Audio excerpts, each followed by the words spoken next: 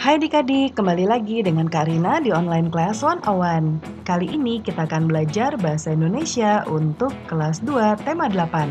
Di subtema 4, menjaga keselamatan di perjalanan. Di pembelajaran 6, kita akan belajar mengenai menjawab kalimat tanya.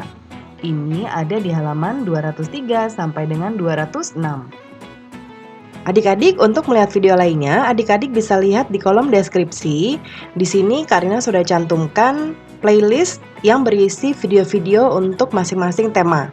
Contohnya ini ada kelas 1 untuk tema 5, tema 6, dan tema 7, dan seterusnya.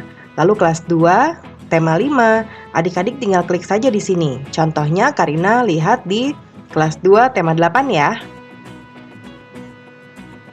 Ketika kita klik, nanti akan muncul video-video untuk kelas 2 tema 8. Nah, ini akan berurutan mulai dari halaman 1 sampai 5, halaman 5, dan seterusnya.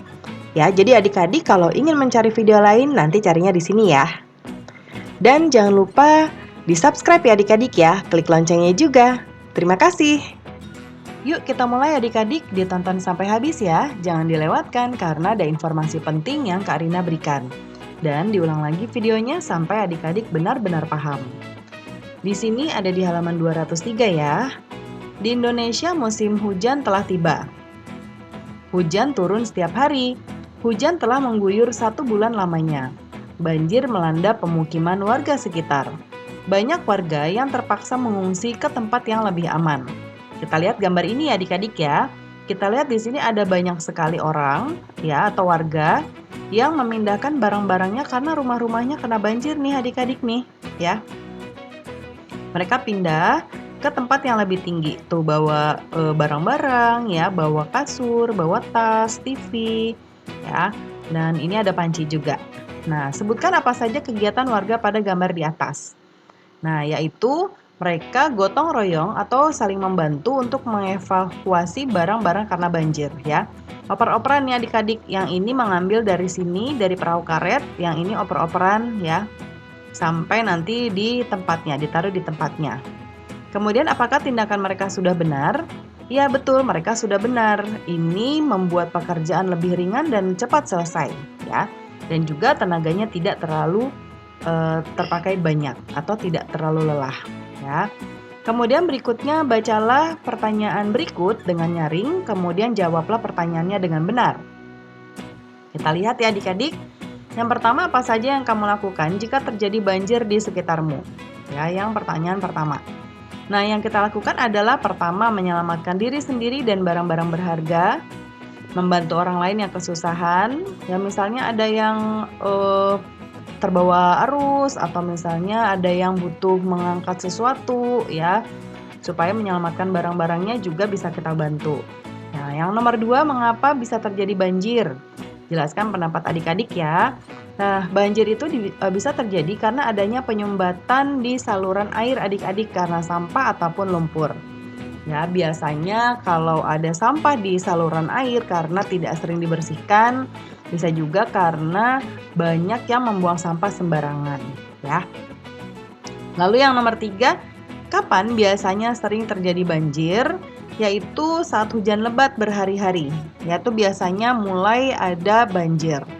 Ya, nah tadi sampahnya bisa juga menyumbat saluran air karena sampah yang dari mana saja terbawa arus, lalu ketika ada saluran air yang kecil lalu tersumbat, airnya tidak bisa berjalan dengan lancar ya, jadinya tersumbat deh dan airnya menggenang ya, jadinya banjir.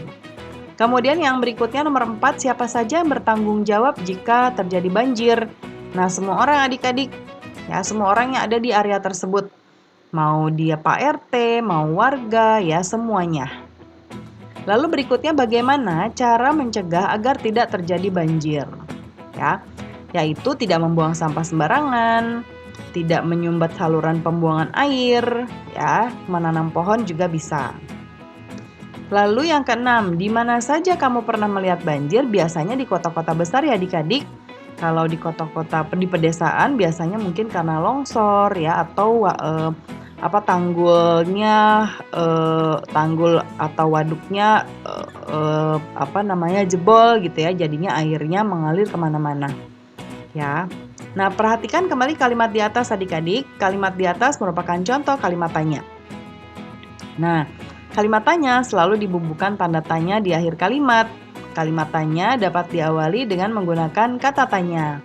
Kita dapat menggunakan kata tanya apa, siapa, mengapa, kapan, di mana, dan bagaimana. Nah, untuk kalimat tanya ini jawabannya apa sudah Karina jelaskan di pembelajaran sebelumnya ya. Adik-adik bisa lihat. Contohnya kalau siapa pasti jawabannya bisa orang atau hewan ya. Karena kita tidak tahu siapa nih yang melakukan kegiatan tersebut ya. Kemudian susun kalimat berikut menjadi kalimat tanya yang utuh. Nomor 1 ya adik-adik. Ini ada kata banjir apa penyebab. Nah, kalau kita rangkai menjadi kalimat adalah apa penyebab banjir. Lalu yang kedua, ini ada mengapa perlu terjadi kita banjir jika mengungsi. Nah, kalimatnya kalau kita rangkai mengapa kita perlu mengungsi jika terjadi banjir, ya. Lalu berikutnya yang nomor 3, bagaimana menanggulangi banjir? Cara, ya. Nah, ini kita bisa susun, rangkaikan menjadi bagaimana cara menanggulangi banjir. Yang keempat, siapa membantu yang banjir korban? Ya, dirangkai menjadi siapa yang membantu korban banjir. Lalu kapan harus mengungsi kita? Kapan kita harus mengungsi? Ya. Nah, adik-adik pembelajaran kita sudah selesai ya. Terima kasih sudah menonton sampai akhir. Mohon dimaafkan apabila ada kesalahan dalam perkataan maupun dalam materi yang diberikan. Sampai jumpa di video berikutnya. Dadah!